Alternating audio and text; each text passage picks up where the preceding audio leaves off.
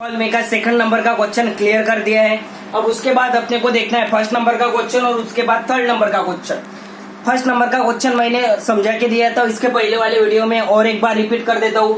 Which component of the cellular nucleus, ऐसा कौन सा कंपोनेंट है, कौनते न्यूक्लियस का, सेलुलर न्यूक्लियस का of living organism carries heredity character. ऐसा कौन सा कंपोनेंट है, ऐसा कौन सा ऑर्गन है या ऐसा कौन सा सब्जेक्ट है कि जो इम्पोर्टेंट है क्या कैरीज आउट करने के लिए, क्या कैरीड आउट करने के लिए हेरिडिटी। मैंने सेकंड वाले क्वेश्चन में हेरिडिटी का मीनिंग अच्छे टाइप से क्लियर कर दिया है, इसलिए अपन ने सबसे पहले सेकंड वाला क्वेश्चन लिया था। अब अपन लेंगे फर्स्ट वाला क्वेश्चन। इसमें ध्यान में रख लो क्या काम है। सबसे पहले मैंने बोला था यहाँ पर कि सेल का स्ट्रक्चर निकाला था, उसके बाद क्या निकाला था, न्यूक्लियस। न्यूक्लियस के बाद उसके अंदर क्या निकाले थे, क्रोमोसोम, और इस क्रोमोसोम पे कौन रहते हैं, डीएनए। यानी सबसे इंपॉर्टेंट पार्ट कौन सा होगा है, क्रोमोसोम। अब अपने को क्या पूछा है फर्स्ट वाले क्वेश्चन में कि ऐसा कौन सा कंपोनेंट है कि जो रिस्पॉन्सिबल है, सबसे इंपॉर्टेंट है क्या कैरीज करने के लिए, हेरिडिटी। तो इसका आंसर नोट डाउन कर लेना, ध्यान में रखना है। द क्रोमोसोम कौन इंपॉर्टेंट है, द क्रोमोसोम इंपॉर्टेंट है, सबसे इंपॉर्टेंट। द क्रोमोसोम कौन इंपॉर्टेंट है, क्रोमोसोम इंपॉर्टेंट है क्या ट्रांसफर करने के लिए, हेरिडिटी कैरेक्टर ट्रांसफर करने के लिए, क्योंकि क्रोमोसोम पे क्या प्रेजेंट रहते हैं, डीएनए। और डीएनए का नाम क्या है, डीऑक्सीराइबोज। ध्यान में रखो, डीऑक्सीराइबोज न्यूक्लिक एसिड, जिनको मालूम नहीं होगा ओ, ठीक है। वैसा मेरे ख्याल से तुमको सबको मालूम होगा, लेकिन जिसको भी मालूम नहीं वो ध्यान में रख लो। डीऑक्सीराइबोज न्यूक्लिक एसिड कहीं पे प्रेजेंट रहती है, क्रोमोसोम। इसलिए हेरिडिटी कैरेक्टर कैरिड आउट करने के लिए, one generation to another generation लेने के लिए कौन इंपॉर्टेंट है, क्रोमोसोम। अब थोड़ा सा एक्स्ट्रा में दिया है द क्रोमोसोम, बस इतना लिखा तो भी चलेगा, लेकिन ध्यान में रखना द क्रोमोसोम कौन इंपॉर्टेंट है, क्रोमोसोम। अपना आंसर यहाँ पर हो गया, लेकिन उसके बारे में थोड़ा सा एक्स्ट्रा दिया है, काय के बारे में, क्रोमोसोम।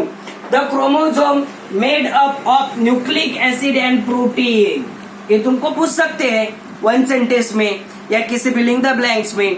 तो जो क्रोमोसोम रहते हैं ये काय से बने रहते हैं, दो थिंग से बने हुए रहते हैं, दो मैटर से बने हुए रहते हैं। उसमें का एक है न्यूक्लिक एसिड और दूसरा है प्रोटीन, ठीक है।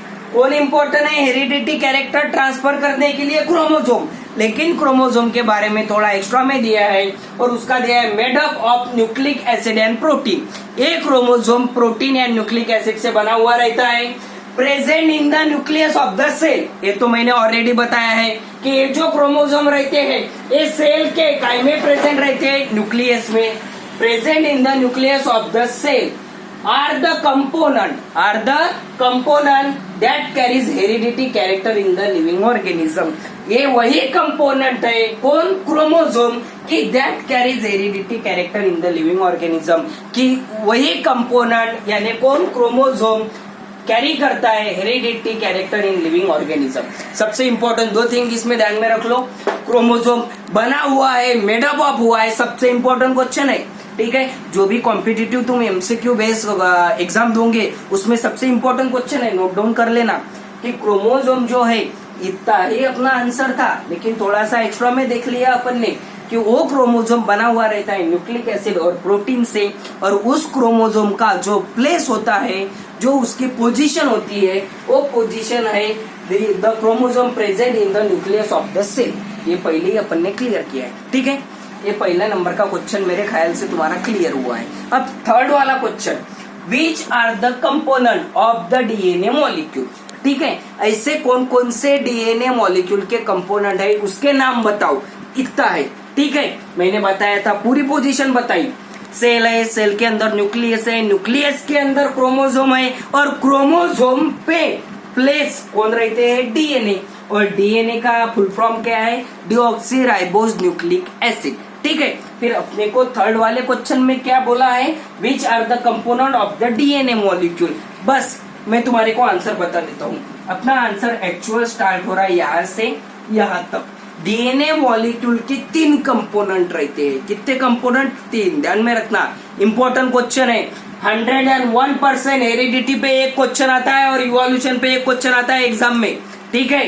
तो DNA molecule, which are the component of the DNA molecule, DNA molecule के कंपोनेंट बताओ। कंपोनेंट यानी वो डीएनए का मॉलिक्यूल किस किस से बना हुआ है। जैसा एखादा प्रोडक्ट अपन ने लिया तो उस प्रोडक्ट पे कंटेंट लिखे हुए रहते हैं, उस टाइप से अपने को ये बताना है कि ये जो डीएनए का मॉलिक्यूल है उसके कंटेंट क्या क्या है, यानी डीएनए मॉलिक्यूल किस किस चीजों से बना हुआ है। तो डीएनए मॉलिक्यूल में कितने चीजें, 3। उसमें का पहला कौन सा है, डीऑक्सी राइबोस शुगर। ध्यान में रखना है, तुमको क्लियर करके लेना है। डीऑक्सी राइबोस शुगर, क्या नाम है, डीऑक्सी राइबोस शुगर, ये पहला कंपोनेंट। सेकंड है फॉस्फोरिक एसिड, इसका स्ट्रक्चर वगैरह कुछ बताना नहीं है, सिर्फ नाम ध्यान में रखना है। पहला कंपोनेंट है deoxy ribose sugar, second component है फॉस्फोरिक एसिड और थर्ड कंपोनेंट है नाइट्रोजन बेसिस। क्या है, नाइट्रोजन बेसिस। पहला component deoxy ribose sugar, second component phosphoric acid and third component nitrogen bases. Nitrogen bases कितने हैं, 2 टाइप के, पायरिन्स एंड प्यूरिमिडिस। ठीक है, ये आगे अपने को है, लेकिन बस तुम्हारे को इतना ही ध्यान में रखना है कि कितने कंपोनेंट से डीएनए मॉलिक्यूल बना हुआ रहता है। Deoxy ribose sugar, phosphoric acid and nitrogen bases, ये तीनों कंपोनेंट से डीएनए का मॉलिक्यूल बना हुआ रहता है। और डीएनए मॉलिक्यूल का जो स्ट्रक्चर है, इस स्ट्रक्चर के बारे में पॉइंट है, इसके बारे में स्ट्रक्चर की क्या है, made up of 2 helical stand. 2 helical stand यानी तुमने डीएनए मॉलिक्यूल का ऐसा ऐसा ऐसा स्ट्रक्चर देखा होगा। ठीक है, तो उसमें कितने स्टैंड रहते हैं, 2, और कैसे रहते हैं, हेलिकल। तो ये जो पॉइंट दिया है ये काय के बारे में दिया है, स्ट्रक्चर, और ये जो नीचे वाला है ये एक्चुअल आंसर है। काय के बारे में, कंपोनेंट यानी कंटेन, काय के बारे में, कंटेन, कि डीएनए मॉलिक्यूल में कौन कौन से कंटेन है, कौन कौन से कंपोनेंट है। ठीक है, तो कितने कंपोनेंट है, 3 है, deoxy ribose sugar, phosphoric acid and nitrogen bases.